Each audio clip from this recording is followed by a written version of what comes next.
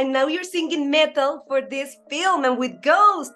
I wanted to talk about that song and, belting those metal pipes because you rock.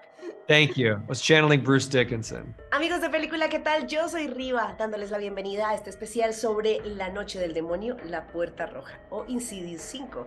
Sabemos que esta saga desde el 2010 viene poniéndonos los pelos de punta con la historia de la familia Lambert, que desde la primera, segunda y tercera película, pues han tenido varios traumas que ya llegan a su fin en esta última entrega, que es dirigida por su protagonista, Patrick Wilson, sí, en su debut como director.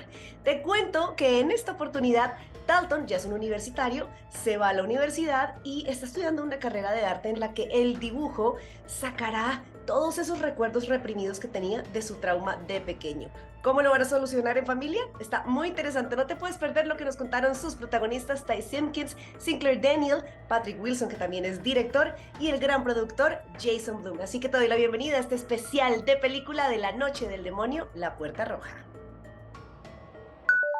We're ready to forget the further, once and for all. Patrick, welcome to the película. It's such an honor to have you with us to talk about this special one, Insidious, The Red Door. How are you doing? I'm good. How are you? I'm excited to be talking with you. It is your first time at the director's seat. And from a movie you have been so deeply involved, a movie about family, about wounds, and how did you took your approach as the leading man, not only for the role of Josh, of course, but also on that personal level to really make this film felt like yours as a filmmaker? I think you just said it. I knew I had to make it mine. I knew I had to make it something very personal because at the end of the day, every take that you choose, every angle, it's all about your own personal taste. Really, what do you find funny? What do you find scary? What do you find emotional? Those are all the things that are in there. So it's incredibly personal. The movie is incredibly personal to me. I wanted to make it about things that I was passionate about. I put him in an art school because, I went to a theater conservatory and I think they're very similar. I knew that was an experience that I could mine. I have two boys, so I wanted to have a real interesting father and son relationship. That was important to me. So I chose themes that I was passionate about because you're constantly being asked to compromise or to re-engage or to focus and make sure this is the movie you want to tell. So it better be something that you believe in. So that's what I did. To see Dalton becoming himself in his college, in an art conservatory, is not casual, It had to be that environment to really find himself, through his darkness, to find his light. Was there a personal lesson also for you as an artist that you may want to share with us about finding light through darkness? Yeah, I think that a big thing in this film and in life is that you can't run away from your problems, which is a big thing that Dalton especially did, and constantly running away from your problems is only going to make them bigger problems and worse problems, versus if you face it, realize that you need the darkness in life to have these light moments, these happy moments, and it allows you to appreciate those moments so much more and be truly content with where you're at. Sinclair, to be part of such a horror franchise as Insidious must have been both exciting and nervous. How did this all come to you, knowing that you were going to be on board for this one, especially with Patrick as the director for the first time? Well, when I first got the audition, it just said, Untitled Insidious Project. And I thought to myself, not like Insidious, not like the iconic movie franchise. And then, you get on a Zoom call and Patrick Wilson is looking at you and you're like, oh, yep, this is real.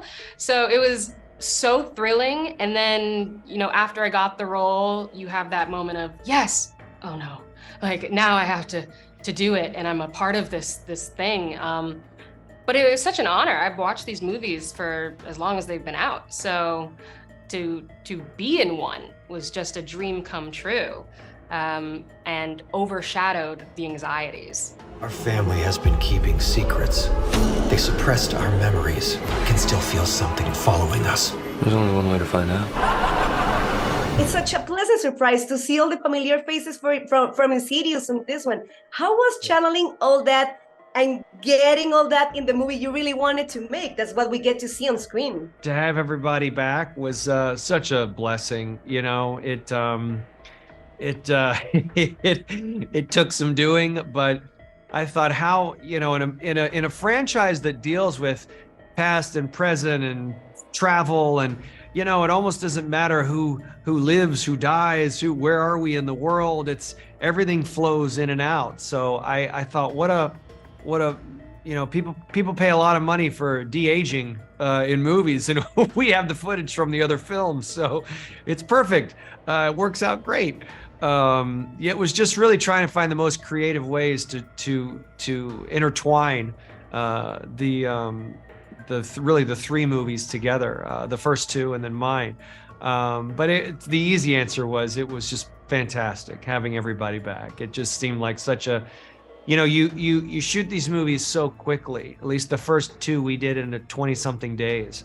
So to have this massive legacy is one thing, but you really are only there for a few weeks out of your life, and then you go away. So we haven't been back together since probably the premiere of the second movie, and that was a long time ago. It was very emotional. I think it was emotional for everyone. You know, everyone's had these incredible careers. After Patrick, I think the first movie James and Patrick did together was Insidious. They had the Conjuring universe. They had 2 Aquaman movies. Lynn Shay was basically unknown when she did the first Insidious movie, and she's had this incredible career. Thanks to James, who insists. I remember when he said the only woman who can do this is Lynn Shay, and I said, "Who's Lynn Shay?" You know, and the same with Ty. And Rose obviously has had an incredible career too. So it was amazing to see, and so have we. So it was amazing to see the journey that the original Insidious people had taken together, and that first movie, you know, be very hard. You know, it was 28 days. It was $900,000. It was something that, you know, none of us could really do anymore today. You have to be young and in the beginning of your career. So it's great. It's very exciting to be all together, and I can't wait to see everyone at the premiere. For me, it has been revealing that since 2010, Insidious has been a breath of fresh air on horror movies. What are your thoughts on the evolution this franchise has been developing till finally getting to the red door, and this movie especially being directed by Patrick? I have a lot of thoughts. You know, Insidious holds a very dear place in my heart because it was the second movie Blumhouse made after Paranormal Activity. So no one thought we could make independent horror movies that audiences would see ever again after we did one. Everyone said it was Blair Witch Project. So I was very excited that when Insidious came out, it connected with people. And it was really the basis of Blumhouse. You know, it was really the foundation of Blumhouse. And James obviously directed the first 2 movies so successfully, and then we made movies 3 and 4. And when Patrick came and suggested he might want to direct the movie, we were thrilled to work with him as a director. For a lot of reasons. I mean, first of all, because he understands the Insidious kind of DNA better than anybody else except for James and Lee, but also because I knew Patrick could get the original cast back. You know, Rose Byrne, she wouldn't do it for me, but she would do it for Patrick, and she did do it for Patrick, and it worked out. And I think Patrick made a great movie. He was a great person to collaborate with, and I'm very glad we're here at the final chapter. It's been a terrific 13 years. Thank you, Jason. You did an amazing job for 13 years. And please keep doing what you do on Blumhouse. We love you, we admire you, and we are so lucky and happy to have you with us on the película. Thank you. Thanks for being here. Great to be here. Espero te hayas divertido y te hayas asustado un poquitico, que quedes con ganas de ir a tu sala favorita para disfrutar de esta cinta que ya llegó con este cierre de ciclo de esta gran franquicia. Mi nombre es Riva, me encuentras en @RivaPopMusic y ya sabes que nos vemos también en otros especiales de película. Bye bye. The further you travel, Dalton!